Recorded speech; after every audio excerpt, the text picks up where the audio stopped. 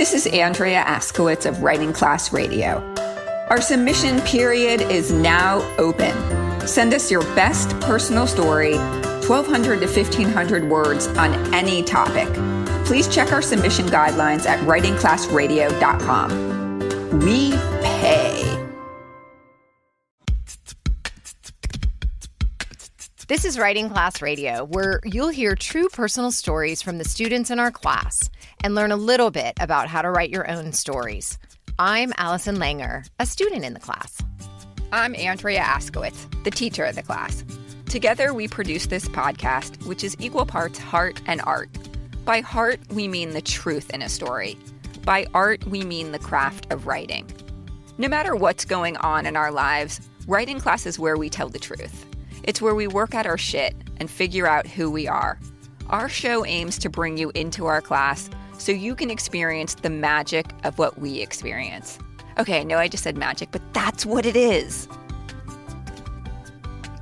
Today we're talking about getting out of our own way when writing a story.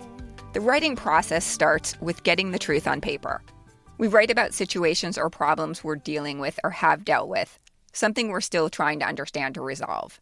The goal is getting to the reason we're writing the story and what the story is really about.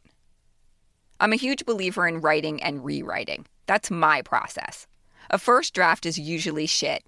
Then the second draft, all the way to the 222nd draft, is usually still shit. But The 222nd draft is still shit? But those drafts are critical for telling the story well. But with all this writing and rewriting, I think sometimes we get in our own way. I always get in my own way. And in my way. And everybody else's way, too. I'm not a first draft girl. Writing an essay, as you know, is torture for me. I start weeks before it's my turn to read in class. I go off on tangents. I cut parts that students later say would make my story stronger. I add stuff nobody cares about. I put things back. Then you, Andrea, you say take it out. Another student says put it back. It's annoying and frustrating, and writing is just too fucking hard. Okay, that's the process for most people. The story you're about to hear is a little different.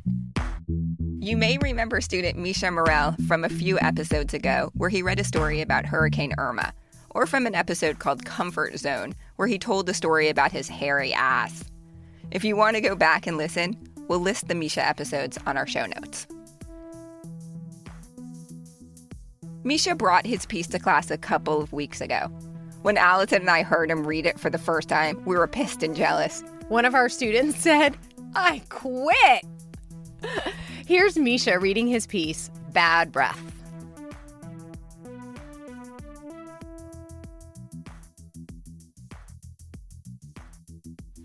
I recently discovered I have a bacterial infection in my stomach, which occasionally makes for pretty horrible breath.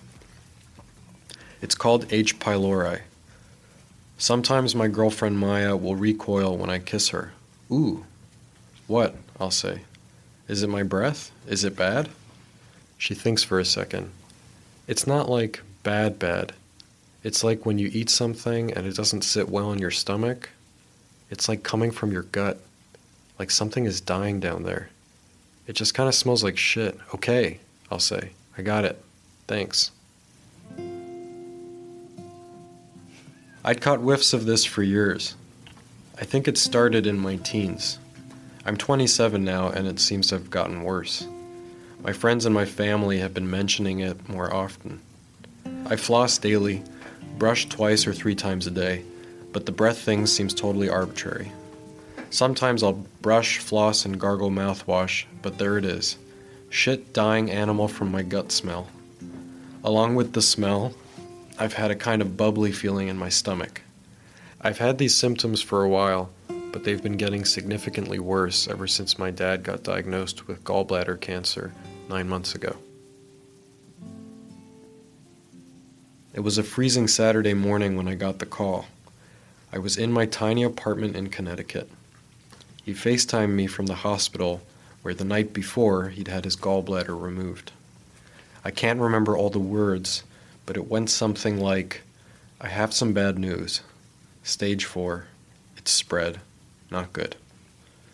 I remember how tired he looked, like someone had just spun him around for a few hours. As soon as I saw his face, my stomach tightened, and it's pretty much stayed that way since. Tight and tense. My shits have gotten progressively worse. I left my film teaching job a few months later to come to Miami and be near him, and have since sort of put my life on hold. It's a good thing I haven't found a steady job yet, since my shits surprise me at random times of the day. It's not like I can't take shits if I have a job, but it's nice to know I can take as long as I want on the toilet, and sometimes it takes a long time. I'll shit, think I'm done, wipe, and then tons more shit. Shits like you can't believe. Bubbling, gassy, let me the fuck out kind of shits.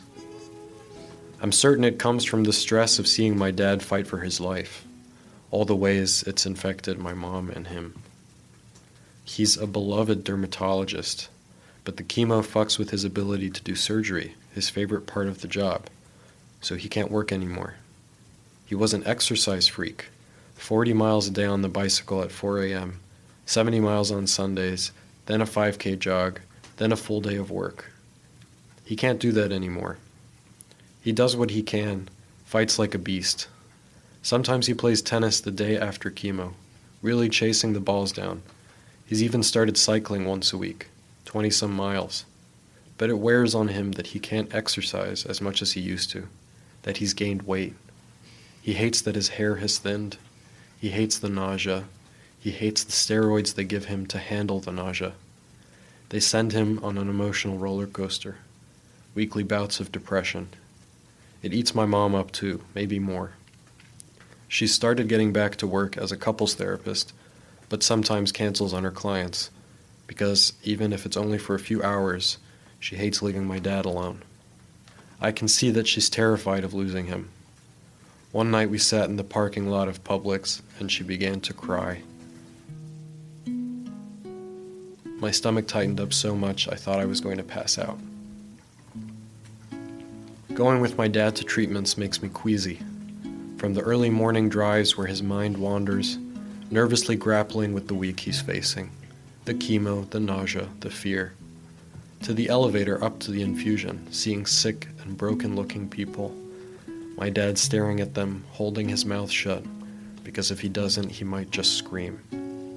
And then, through the infusion itself, all the bags on the IV stand, the beeping, the needle, the hospital blankets, that fucking horrifying picturesque view from the chemo suite of the fountain and that flat, endless Miami landscape.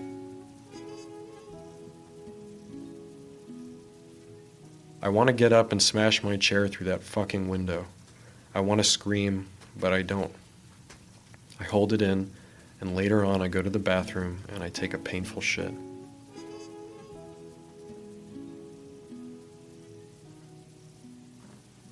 Seven months into my dad's diagnosis, I decided to take my shits seriously. They were only getting worse. I'd read somewhere online that more and more people in their 20s were getting diagnosed with colon cancer.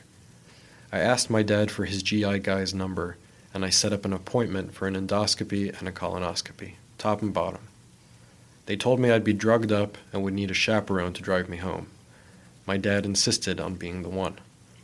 It was the same place where he got his colonoscopy, where all of this shit started. The worst part of the whole thing was the IV prick in my arm. I told the head nurse, Paul, a guy with a thick Baltimore accent, that I apologize in advance for all the hair in my ass. He said, it's what gives us our virility. I was a little nervous, but then they told me to lay on my side and count to 15. Before I knew it, I was out cold. I had an amazing dream that I was in a jeep on a safari in the desert, taking pictures of rhinos. In the dream, although he was nowhere to be seen, I knew my dad was okay, that he was healthy and living happily with my mom. When I woke up, my dad was right by my side. The drugs made me feel so woozy and warm.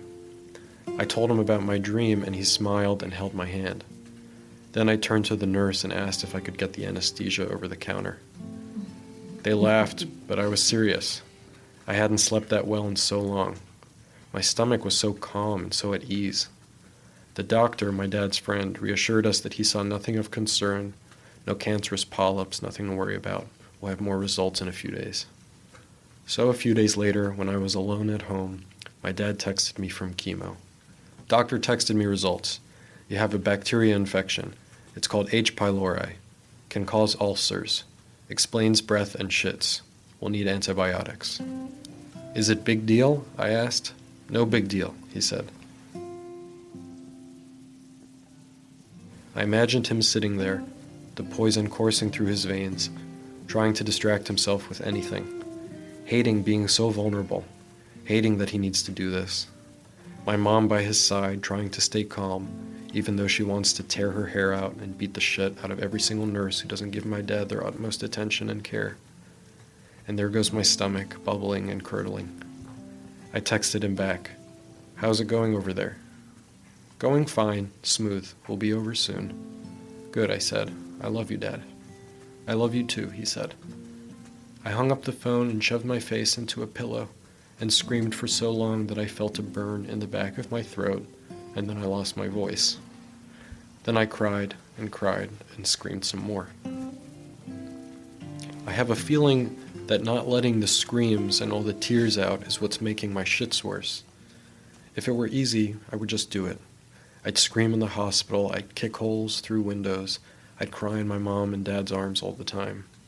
But the grief doesn't come out so easily. Like some people, I've spent a long time building up walls between me and my feelings. Sometimes I feel like I can't even feel. Numb, I suppose.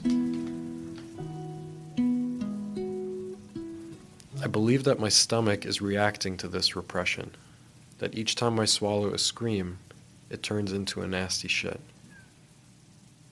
When Maya says that my breath smells like something is dying inside me, maybe she's not far off.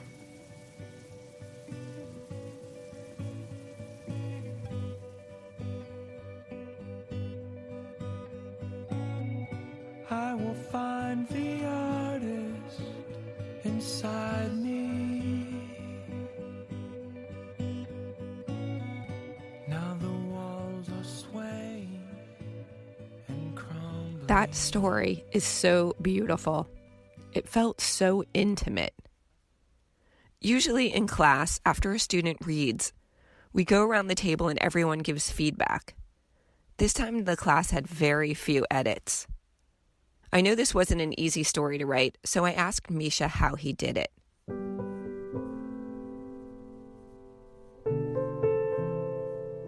Basically, you sent an email out like the night before saying, oh, Misha's up tomorrow. And I went to sleep like, oh shit, like I haven't written anything. So I just let go. I was like, okay, I gotta write something. So tomorrow I'm gonna wake up early.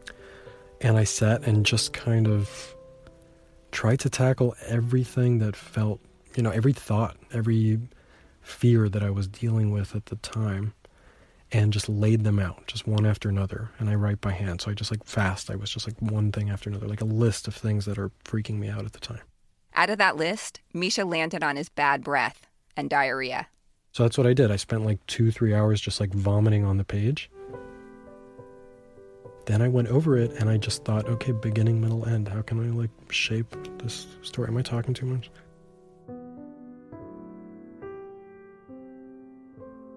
I looked at the beginning. I thought, okay, in the beginning I bring up this issue of my stomach and my bad breath. And then in the middle, I'm kind of diving into what that makes me think about, which is how I feel like the emotional problems that I repress have a physical manifestation. And I guess that means, it felt a little bit like a simplification, but then in the end I was like, oh, it's kind of true. When I shoved all of these painful feelings away, they manifest as physical whatevers, like pains and smells. And so I was like, okay, that's it. And I just have to make it as simple and clear as possible. Misha told me he originally didn't want to write about his father's cancer, so I asked him how this turned into that. I have so much respect for him, and I have so much respect for this situation. That's respect's the wrong word. It's sacred. Like what my family's going through, what I feel like my dad is going through, what I feel like I'm going through with all of this. It's sacred territory. I wasn't even comfortable sharing it with you or like bringing it. I thought, okay, this will be a great semester because I'll just go. I'm not going to talk about this, you know? And I was just stupid because it came out the first day. Good try. Right. I realized, like, because my dad is dealing with these health issues, every time I try and write about it, it feels very heavy-handed and very just off. I make a point of trying not to write about my dad. So when I was writing about the breath, I really didn't plan on it taking that course that, this is going to somehow be about the emotions I'm repressing about my dad. But it wound up happening. All of this shit that's going on with my dad started to surface, and it started to come through.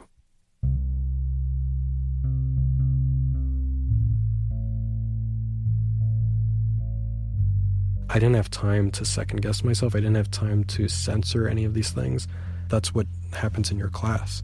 When you give us a prompt, basically it's a distraction, which disarms me and then makes me open up without really planning to. So I start writing about the weather, and before I know it, I'm talking about, my hairy ass. Whatever this says about me, I can write so much about my body and like insides and the disgusting things I find about my body and sex and just like sounds and farts and shit. And like, it's so easy to access. I've spent most of my life just being like really immature and talking about that with friends. That's what's fun for me to talk about. But the physical stuff gives me permission to talk about the stuff I thought I'm not allowed to, or the precious territory of my dad. Because I'm scared of writing about that and the disgusting imagery of like my diarrhea and all that. I bring all that out, and then I'm like, okay, now I'm out in the open. I feel pretty free to just talk about anything at that point. So I've already outed myself so much.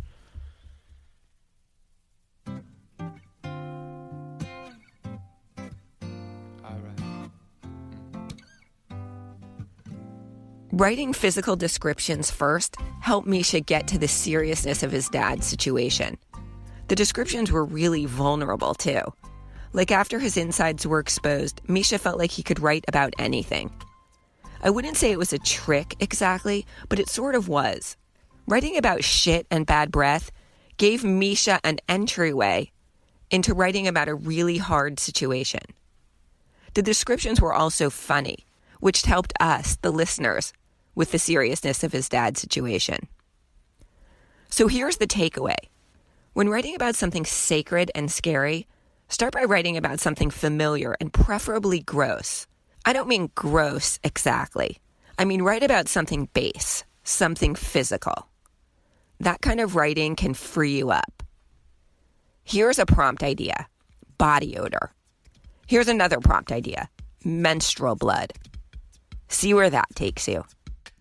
Thank you, Misha, for sharing your story and your process. Thank you for listening. Remember, we've started a 20+2 campaign to help keep this podcast going. Give $20 and get 2 people to subscribe. Our goal is 2,000 new listeners and $20,000 by the end of the year. We can do it with your help. Please help us reach our goal. If you have a business or startup, let Andrea help you tell that story. She'll come to your office and teach all your employees how to better articulate why they do what they do. Because stories sell. And I'm for hire too. Let me help your high school seniors write their college essays. We want your story on our show. If you're inspired, enter our contest. Send us your best 1,200 words. The prompt, secret pleasure. The deadline is February 14th, 2018. Writing Class Radio is produced by Virginia Laura, Andrea Askwitz, and me, Allison Langer. Music for this episode by Ari Herstand, Kevin Miles Wilson, Taryn Southern, and Poddington Bear. Writing Class Radio is sponsored by and recorded at the University of Miami School of Communication. There's more writing class on our website, Twitter, and Facebook. Study the stories we study and listen to our craft talks. There's no better way to understand ourselves and each other than by writing and sharing our stories. Everyone has a story. What's yours?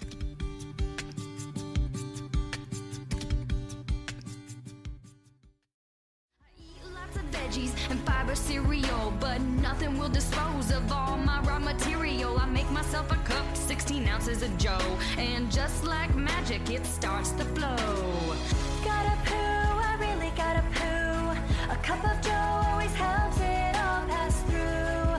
My poo, my poo, my poo. Ain't the only one who knew coffee makes you poo. Gripping the steering wheel in my car after an intense workout, I screamed harder and louder than I have ever screamed before. Tears trickled down my face as a passerby jumped at the sight and sound emanating from my car. This is just one example of the immense grief I felt after my husband died by suicide, instantly leaving me a single mom. My name is Alexandra Wyman, and I am the host of Forward to Joy, where I share the tools and supports that have helped me work through my grief. Check out Forward to Joy if you're looking for more tips to help you work through your grief and find those moments of joy. Forward to Joy with Alexandra Wyman. Listen now on Apple Podcasts, Spotify, and at forwardtojoy.com.